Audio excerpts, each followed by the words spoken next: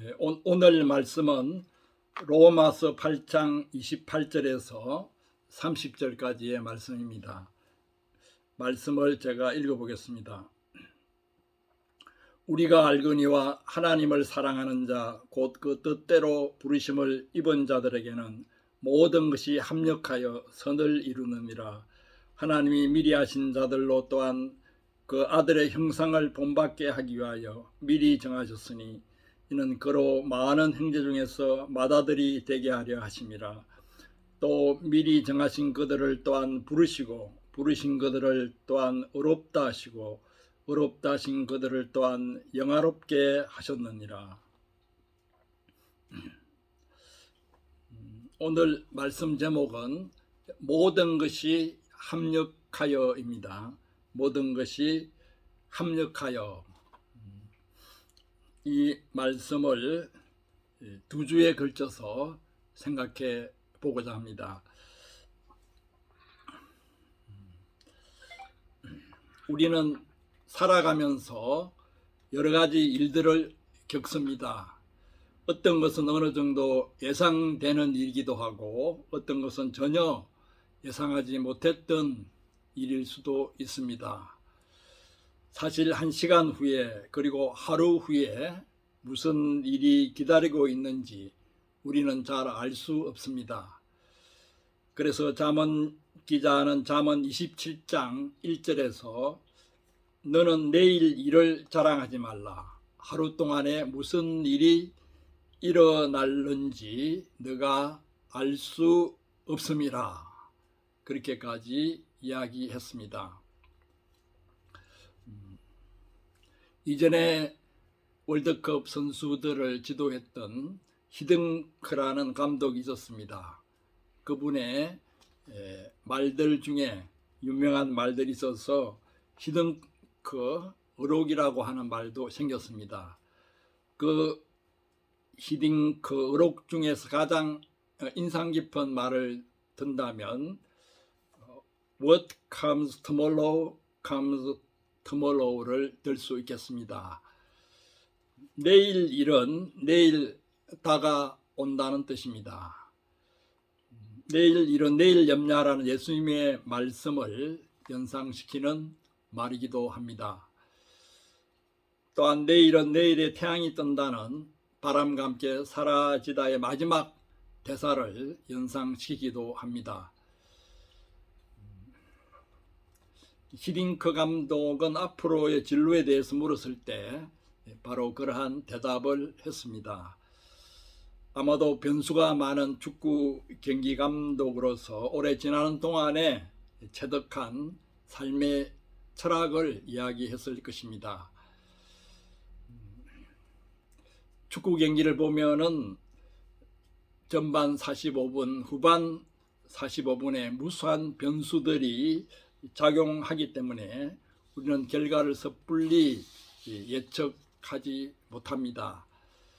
그리고 끝까지 긴장을 늦출 수가 없습니다. 그런 경기를 지켜보는 감독의 마음은 어떠하겠습니까? 그런 과정을 통해서 단련받은 감독이기에 순간순간 최선을 다하는 성실성을 키웠고 내일은 내일 다가온다는 사실을 깊이 받아들이게 되었을 것입니다. 사실 우리 인생은 축구 경기에 비할 수 없는 많은 온갖 변수들로 가득 차 있습니다.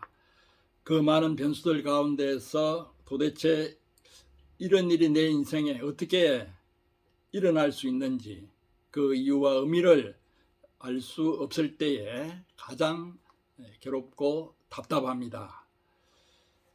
비록 그 이유와 의미를 안다고 하더라도 내 몸과 정신력으로는 도저히 감당할 수 없는 일일 때에는 차라리 죽고 싶은 마음이 들 때도 있습니다. 우리에게 수많은 위인들이 있지만은 사도 바울만큼 변수 많은 인생을 산 사람도 없을 것입니다. 보통 사람으로서는 상상도 할 수 없는 바울의 파란만장한 삶이 사도행전에 대략적으로 기록되어 있고 사도들의 그 서신들을 통해서도 암시되어 있습니다. 고린도후서 1장 8절 9절에 보면은 바울의 처절한 고백이 나와 있습니다. 형제들아, 우리가 아시아에서 당한 환난을 너희가 알지 못하기를 원치 아니하노니 힘에 지나도록 심한 고생을 받아 살 소망까지 끊어지고 우리 마음에 사형 선고를 받은 줄 알았으니. 이렇게 변수 많은 파란만장한 인생을 통해서 단련을 받은 바울이 오늘 본문에서 놀라운 신앙 고백을 하고 있습니다. 우리가 알거니와 하나님을 사랑하는 자, 곧 그 뜻대로 부르심을 입은 자들에게는 모든 것이 합력하여 선을 이루느니라. 이것은 바울이 신학자들처럼 책상머리에 앉아서 사색의 결과로 쓴 글이 아닙니다. 바울 인생 전체를 걸고 하는 말씀입니다. 우리가 알거니와 인생 전체를 통해서 실제로 깊이 경험하고 체득하여서 알게 되었다는 말입니다. 무엇을 깊이 체험하고 경험하게 되었다는 것입니까? 하나님을 사랑하는 자, 곧 그 뜻대로 부르심을 입은 자들에게는 모든 것이 합력하여 선을 이룬다는 이 사실을 깊이 경험하고 알게 되었다는 뜻입니다. 이 말씀은 흔히 일들이 잘 풀리지 않고 앞으로 일이 잘 풀리게 될 것이라고 위로해 주는 구절로 이해하는 경우가 많습니다. 그럴 때는 대개 모든 것이 합력하여 선을 이루느니라 하는 부분만을 강조합니다.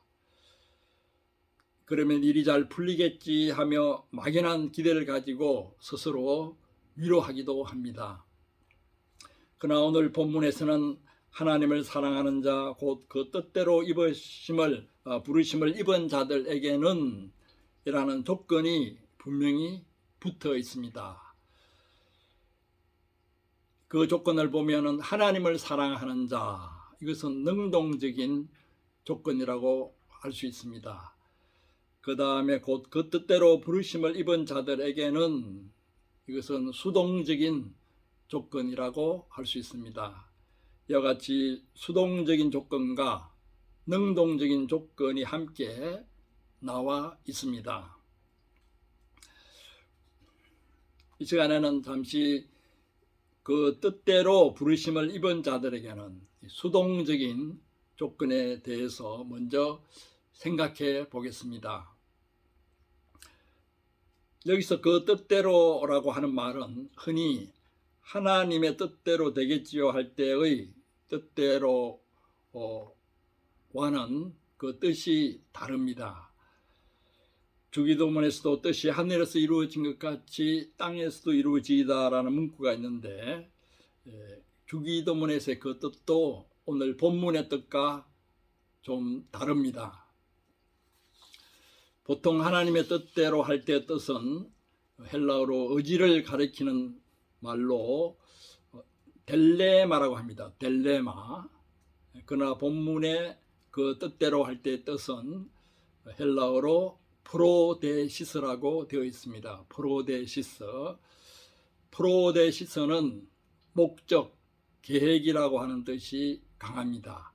그래서 영어 성경 번역에서 볼 때에도 purpose라고 목적이라고 번역이 되어 있습니다. 그러니까 그 뜻대로 부르신다는 말은 하나님께서 분명한 목적과 계획을 가지고 우리를 부르신다는 것입니다. 우리를 부르시는 그 분명한 목적이 무엇입니까? 그 목적이 29절에 나와 있습니다. 그 아들 즉 예수 그리스도의 형상을 본받게 하기 위하여 라고 분명히 기록하고 있습니다. 29절과 30절에는 그 아들의 형상을 본받게 하기 위한 과정들이 차례로 열거되어 있습니다.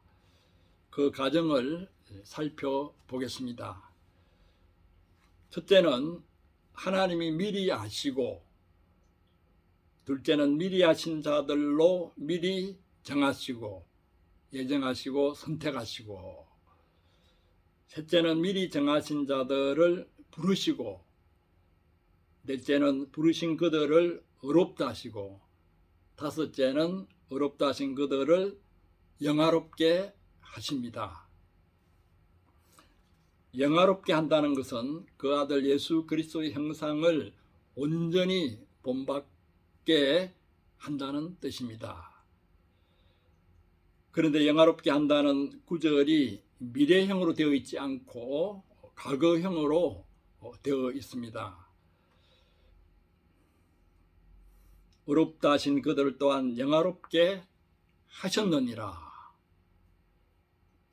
미래에 일어날 일을 과거형으로 표현하는 것을 가리켜서 신학적 용어로는 예언적 과거라고 합니다. 예언적 과거.